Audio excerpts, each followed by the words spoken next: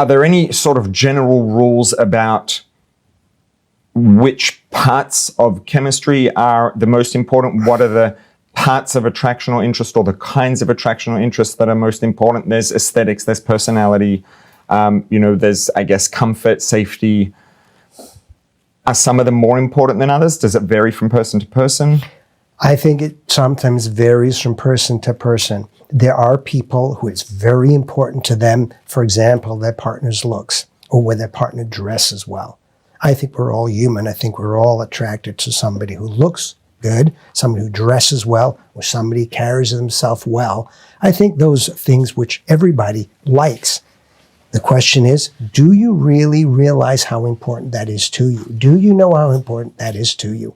And I think that sometimes when, if a person doesn't really know that, it's important to get their head straight beforehand or while they're dating to find out, is it really important that this person has got has got most of the values I'm looking for, but doesn't dress that well? Well, maybe you could help them with that. Maybe that's one of the things which they will change, even though it's not something which matters to them right now. Well, but if you find out that that's really high on your list, and you're the kind of person who looks or the way this person dresses is very important to you, then be honest with yourself, because you can't expect to change not going to change just because you want to believe it's not going to bother you after you're married. Right. But people can often recognize that something I would like, but not necessarily, it's a negotiable value. So there's got to be a certain amount of both chemistry, physical attraction in a relationship. There just needs to be that. That's part of human nature. How much of that is important, I think, is a different thing. I think we are all, today in our generation, we are flooded with information. We're flooded with images. We're flooded with ideas. And often these things create in us a more of a fantasy notion of what the spouse should be, rather than a real idea of what real people are. And I think that's a problem. So what happens is, when I go out with somebody, that person may not meet the fantasy which I had in the back of my head of what I wanted for a spouse. But in reality, when I go out with that person, they're nice. And not only that, I feel an attraction to them. But it's nowhere near the fantasy inside my head. And so we feel like, not good enough. It doesn't meet everything I was expecting. Well, that's not true. Sometimes just need to wake up and realize that good enough is good enough. And that we're struggling with imagery or ideas of perfection in our heads, which just aren't there. All right. So when it comes to, let's say, the way a person dresses, part of that, like you said, is maybe you could help them with that. Maybe they could develop that. When it comes to, let's say, a person's appearance, their features, that's not something that, that you're going to help them change, let's say.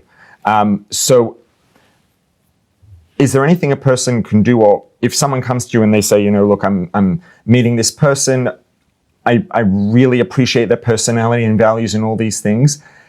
I'm not enamored by the way they look. And I'm trying to figure out whether it's something that, I can get over and my appreciation for them as a person will end up making that not so important, or is it something that I need to really, not negotiate because it's going to be a problem if I try to, let's say, go into denial? How can a person sort of figure out where they stand between those? I was talking to a young woman who was going out with a guy, and she said to me, this guy is everything I wanted. I just can't look at him in the eyes, because when I look at him, I don't like what I see. Would I get over that?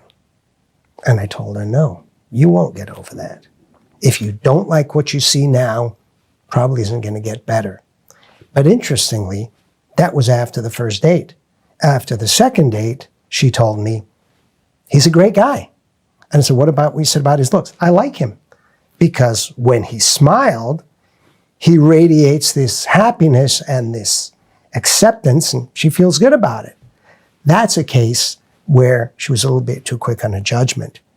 I see the other times when a guy can go out with somebody and 4 or 5 times later he says to me, I can't get past something I see. I just don't like it.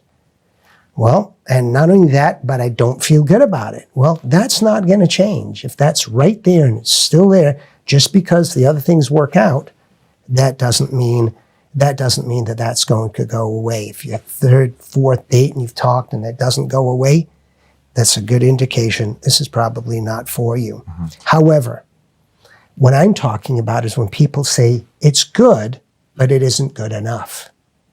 That's what I'm talking about when I say, no, that's just a problem between fantasy and reality. Sometimes we need to recognize that the ideas which we've got in our head are a little bit unrealistic. If this person in front of me feels good and it's working, if I'm thinking about other people, I'm going to be thinking maybe, well, it's good, but I want something better. So that's maybe you're going to miss the person who's for you. No, because there's always the possibility of something better. There's always better. the possibility of somebody better. That's right. Go out with this person as if they're the only person in the world. Can I like this person? Can it work? So if we want to try to sort of put a bow and, bring this all together, would you say that this is an accurate way of summarizing? If someone says, okay, I know chemistry is important, I know attraction is important, I want to know what does that actually look like? What is the level of attraction or chemistry that is necessary and that I need to have versus what's, the fantasy that's not part of reality when I'm getting to know someone and deciding to embark on this journey with them? Would you say that it's more or less accurate to say that what chemistry, healthy chemistry at this stage in a relationship, at the dating stage, looks like is you enjoy their company, you feel comfortable, you feel safe, and you look forward to seeing them again, more or less? Yes, and that generally speaking, those values which are serious to you, they have in common, or they respect them and willing to support them. So if we wanted to really summarize, what are the things you need to find versus the things that you don't? Step one is the person who's looking has to have clarity. What are the things that are most important to me that are not negotiable? Whether it's religion, whether it's personality, whether it's career, all of the above. What are the things that are very important for me that that are priorities in my life looking forward? And versus things that I would like but could be negotiable. And do I enjoy spending time with this person? Do I enjoy looking in their eyes while I'm talking to them, obviously, so there's, we don't have that issue. And this is someone with whom I think I share enough mutual respect that we can work on things, we can get through things. We don't have to anticipate everything that will come up because that's life.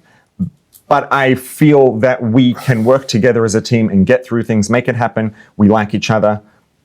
That pretty much says we're good to go, and everything beyond that is just unrealistic expectations. Would you say that's more or less right?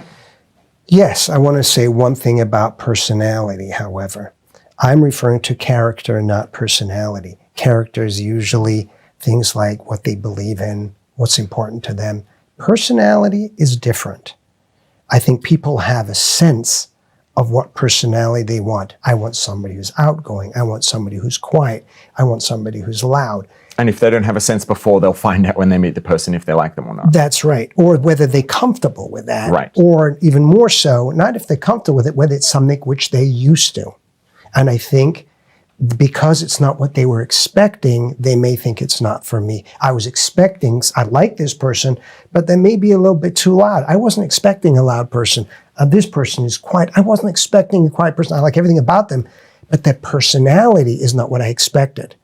Well, many marriages work when people's personalities are different, if there's an attraction there, if they have similar values, and it doesn't necessarily mean that it will or will not work out just because they are the personality you were looking for. I think that is something which is easily manageable, not easily, but it's something which is manageable and can be done if there's respect there. Yes, you can often, healthy marriages and very successful marriages, you'll hear the couple saying, The person is totally not what I was looking for. I was looking for a loud person. He or she was very quiet. But wow, this relationship worked because I was looking for somebody who would supplement me. I was looking for the person who would fix me, give me what I don't have, or who would be the perfect partner with me. But you know what? I realized I didn't need that. I realized that I'll need to take care of that on my own. But there was enough going for the two of us, even if their personality wasn't what I was expecting, but there was enough to value in this person. I like this person. Because I hear a lot of young people, whether it's men or women, who say, I like everything about the person, but it's not what I expected. I wanted them to be loud, quiet, outgoing, or this or that or the other one, or speak Spanish. Or so the answer to that is your expectations are irrelevant. Is it working? Is it working? Exactly. Got it. Is it working? Do you feel something for this person? Are the values there?